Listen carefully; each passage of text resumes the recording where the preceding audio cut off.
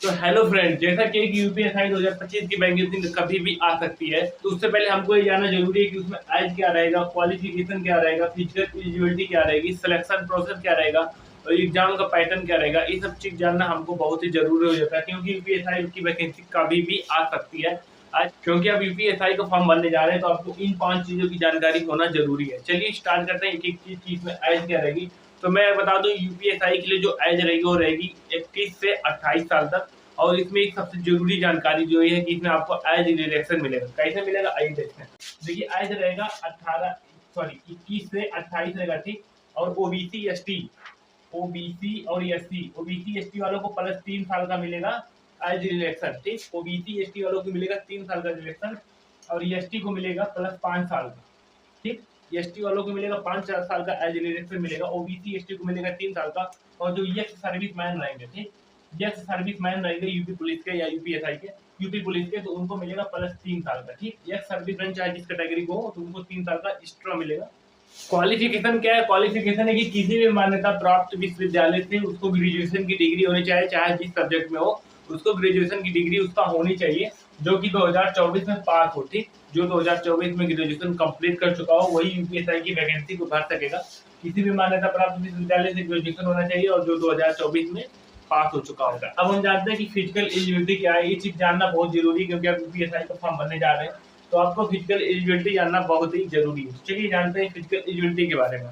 Physical eligibility की बात करते हैं तो for male general OBC ST, ठीक। जनरल ओबीसी एसटी के लिए हाइट रहेगा 168 सेंटीमीटर, ठीक है। जनरल ओबीसी एसटी के लिए हाइट रहेगा 168 सेंटीमीटर।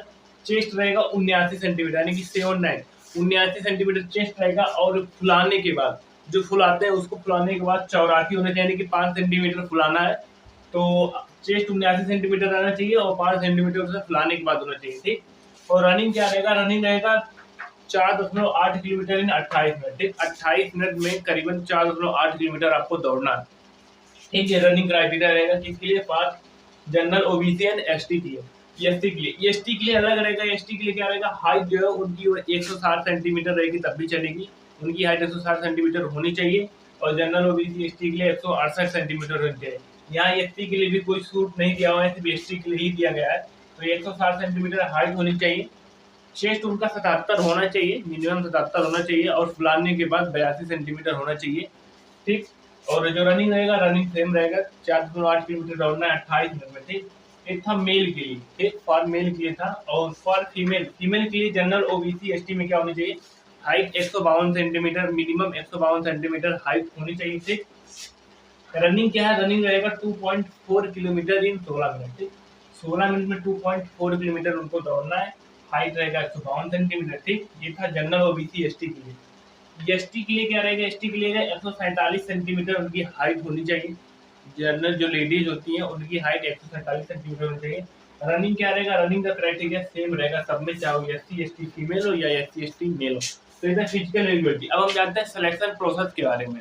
इसके सिलेक्शन प्रोसेस की बात करें तो सिलेक्शन प्रोसेस में आपको ऑनलाइन रिटन एग्जाम देना होगा 400 मार्क का, ठीक। आपको सबसे पहले ऑनलाइन रिटन एग्जाम निकालना पड़ेगा 400 मार्क का। फिर आपका होगा पीईटी, यानी कि फिजिकल एफिशिएंसी टेस्ट होगा।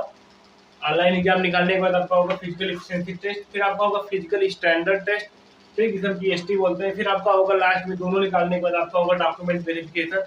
ये सब करने के बाद आपका लास्ट में होगा मेडिकल टेस्ट। मेडिकल टेस्ट के बाद आपका सिलेक्शन होगा, ठीक। सिलेक्शन प्रोसेस में क्या होगा? सबसे पहले आपको 400 मार्क का, 400 नंबर का ऑनलाइन एग्जाम निकालना है। फिर फिजिकल एफिशिएंसी टेस्ट देना है, फिर फिजिकल स्टैंडर्ड टेस्ट देना है, फिर डॉक्यूमेंट वेरिफिकेशन कराना है, फिर मेडिकल टेस्ट देना है, ठीक है। तो ये था सिलेक्शन प्रोसेस में। अब हम जानते हैं कि एग्जाम का पैटर्न कैसा रहेगा। इस बार का 2025 का एग्जाम पैटर्न कैसा रहेगा यूपीएसआई का।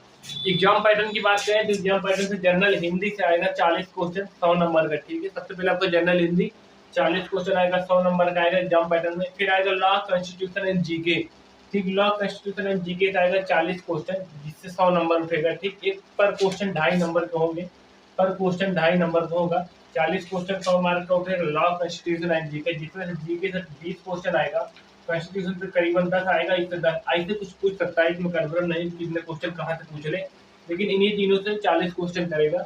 फिर है न्यूमेरिकल एंड मेंटल एबिलिटी, जिसको मैथमेटिक्स में आ गए। मैथमेटिक्स में न्यूमेरिकल एंड मेंटल एबिलिटी रहेगा 40 क्वेश्चन 100 मार्क का रहेगा, ठीक।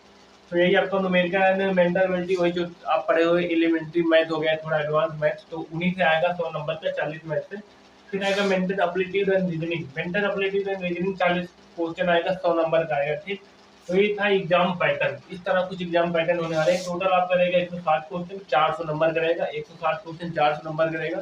टाइम आपका करीबन 2 घंटे के अप्रॉक्स देगा आपको समय, टाइम करीबन 2 घंटे का ही देगा, उससे ज़्यादा नहीं देगा आपको। 120 मिनट में 160 क्वेश्चन करना है, तो इसीलिए आपको अपनी एफिशिएंसी बढ़ानी है, अपनी एफिशिएंसी बढ़ा प्रैक्टिस सेट करते रहना है। तो ये था exam pattern, selection process, qualification, education, सब कुछ इस वीडियो में था। अगर आप इसकी तैयारी करें तो हमारे चैनल को सब्सक्राइब कर लीजिए, क्योंकि इस पर मैं आपको इंपॉर्टेंट क्वेश्चन बताता रहता हूँ और तैयारी कराता रहता हूँ।